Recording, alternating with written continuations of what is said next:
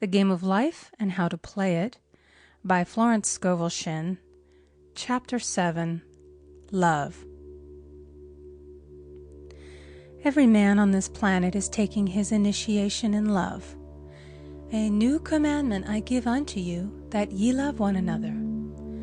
Ouspensky states in Tertium Organum that love is a cosmic phenomenon and opens to man the fourth dimensional world, the world of the wondrous. Real love is selfish and free from fear. It pours itself out upon the object of its affection without demanding any return. Its joy is in the joy of giving. Love is God in manifestation and the strongest magnetic force in the universe. Pure, unselfish love draws to itself its own. It does not need to seek or demand. Scarcely anyone has the faintest conception of real love. Man is selfish, tyrannical, or fearful in his affections, thereby losing the things he loves. Jealousy is the worst enemy of love, for the imagination runs riot, seeing the loved one attracted to another, and invariably these fears objectify if they are not neutralized. For example, a woman came to me in deep distress. The man she loved had left her for another woman and said he never intended to marry her. She was torn with jealousy and resentment and said she hoped he would suffer as he had made her suffer, and added, "How could he leave me when I loved him so much?" I replied, "You are not loving that man, you are hating him," and added, "You can never receive what you have never given. Give a perfect love, and you will receive a perfect love. Perfect yourself on this man. Give him a perfect, unselfish love, demanding nothing in return. Do not criticize or condemn, and bless him wherever he is." She replied, "No, I won't bless him unless I know where he is."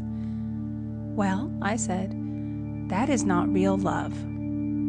When you send out real love will return to you, either from this man or his equivalent. For if this man is not the divine selection, you will not want him. As you are one with God, you are one with the love which belongs to you by divine right." Several months passed, and matters remained about the same, but she was working conscientiously within herself.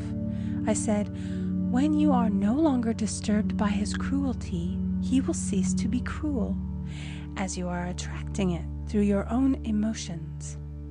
Then I told her of a brotherhood in India who never said good morning to each other. They used these words, "I salute the divinity in you." They saluted the divinity in every man and in the wild animals in the jungle, and they were never harmed, for they saw only God in every living thing. I said, "Salute the divinity in this man and say, 'I see your divine self only. I see you as God sees you, perfect, made in his image and likeness.'" She found she was becoming more poised and gradually losing her resentment.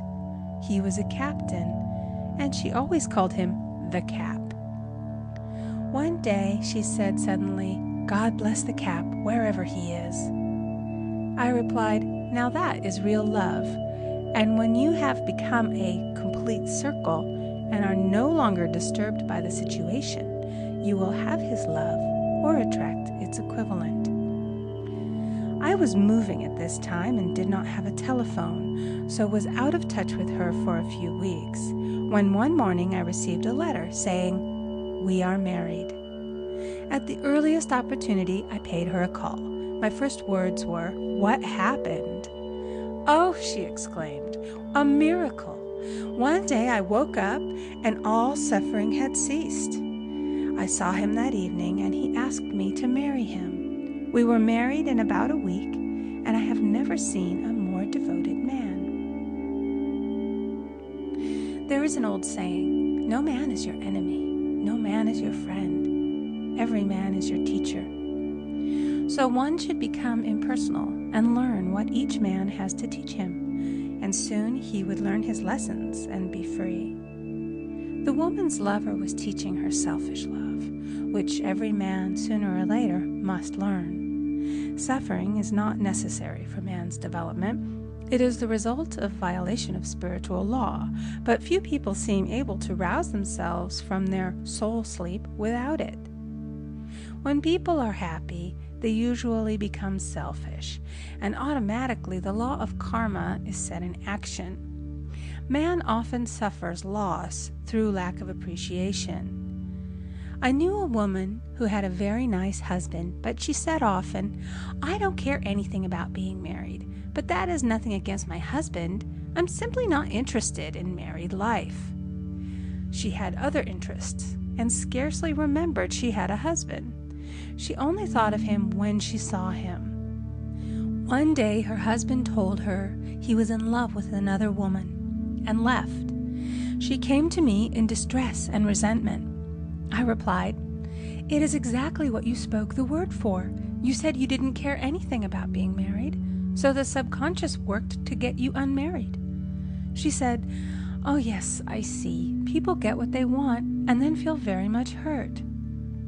She soon became in perfect harmony with the situation and knew they were both much happier apart.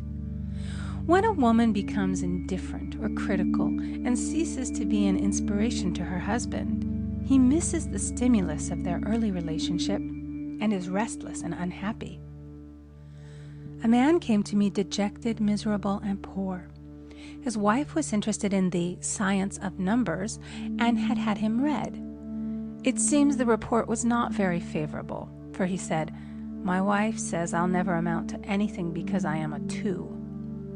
I replied, "I don't care what your number is. You are a perfect idea in divine mind, and we will demand the success and prosperity which are already planned for you by that infinite intelligence." Within a few weeks he had a very fine position, and a year or two later he achieved a brilliant success as a writer. No man is a success in business unless he loves his work. The picture the artist paints for love of his art is his greatest work. The potboiler is always something to live down. No man can attract money if he despises it.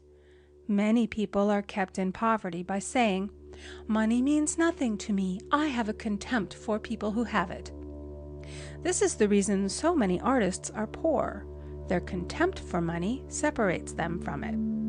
I remember hearing one artist say of another, "He's no good as an artist, but he has money in the bank."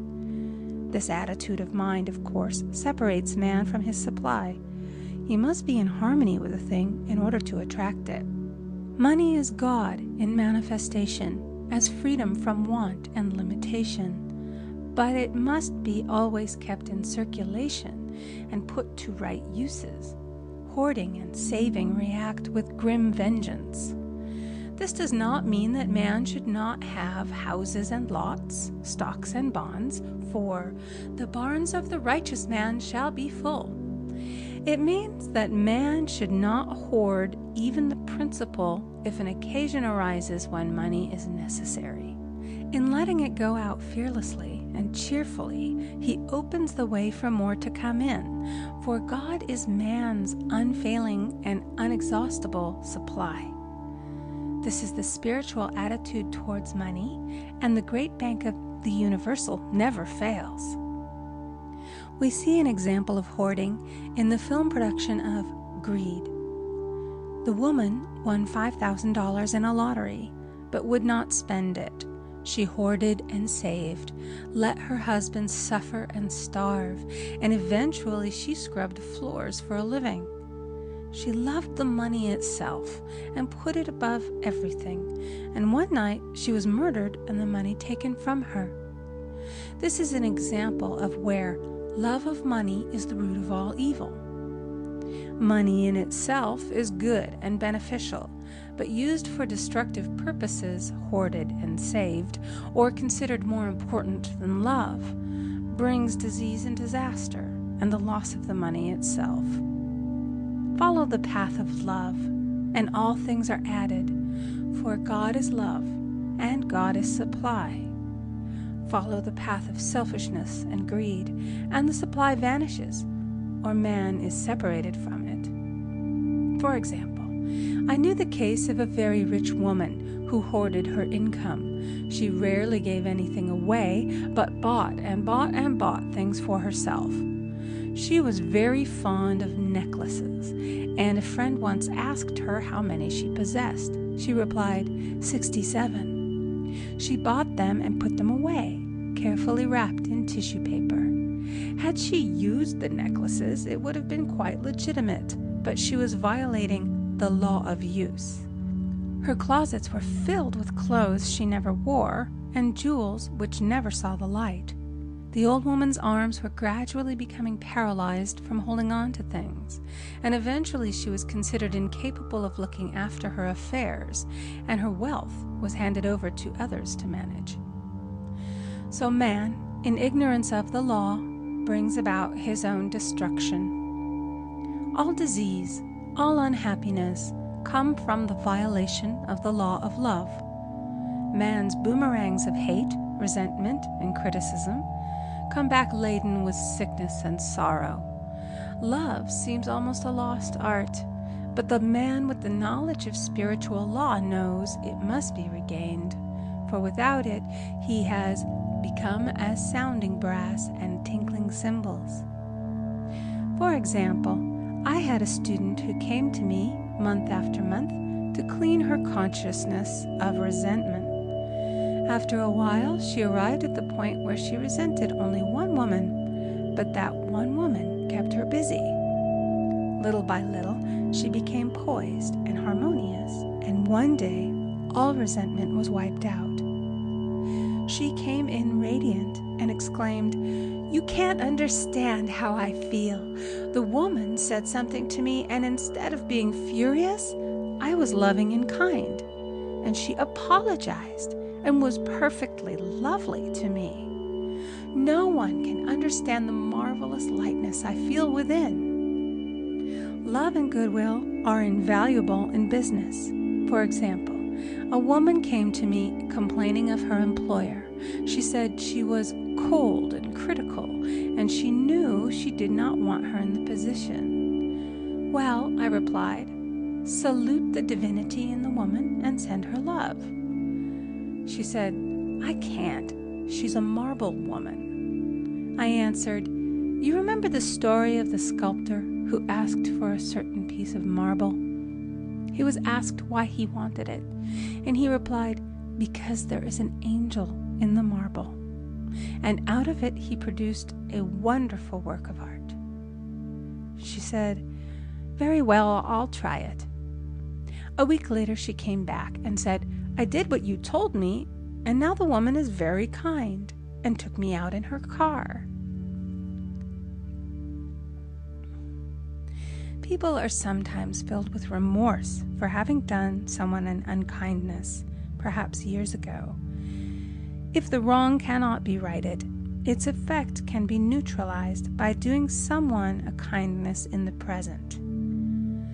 This one thing I do, forgetting those things which are behind, and reaching forth unto those things which are before. Sorrow, regret, and remorse tear down the cells of the body and poison the atmosphere of the individual. A woman said to me in deep sorrow, "Treat me to be happy and joyous, for my sorrow makes me so irritable with the members of my family that I keep making more karma." I was asked to treat a woman who was mourning for her daughter. I denied all belief in loss and separation and affirmed that God was the woman's joy, love, and peace. The woman gained her poise at once, but sent word by her son not to treat any longer because she was so happy it wasn't respectable. So mortal mind loves to hang on to its griefs and regrets. I knew a woman who went about bragging of her troubles, so of course she always had something to brag about.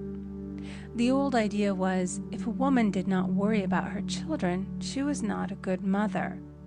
Now we know that mother fear is responsible for many of the diseases and accidents which come into the lives of children. For fear pictures vividly the disease or situation feared, and these pictures objectify if not neutralized. Happy is the mother who can say sincerely that she puts her child in God's hands and therefore knows that he is divinely protected. For example, a woman awoke suddenly in the night, feeling her brother was in great danger. Instead of giving in to her fears, she commenced making statements of truth, saying, "Man is a perfect idea in divine mind and is always in his right place. Therefore, my brother is in his right place and is divinely protected." The next day, she found that her brother had been in close proximity to an explosion in a mine, but had miraculously escaped. So man is his brother's keeper in thought, and every man should know that the thing he loves dwells in the secret place of the Most High and abides under the shadow of the Almighty. There shall no evil befall thee, neither shall any plague come nigh thy dwelling. Perfect love casteth out fear. He that feareth is not made perfect in love, and love is the fulfilling of the law. End of chapter 7. Recording by Amy Conger.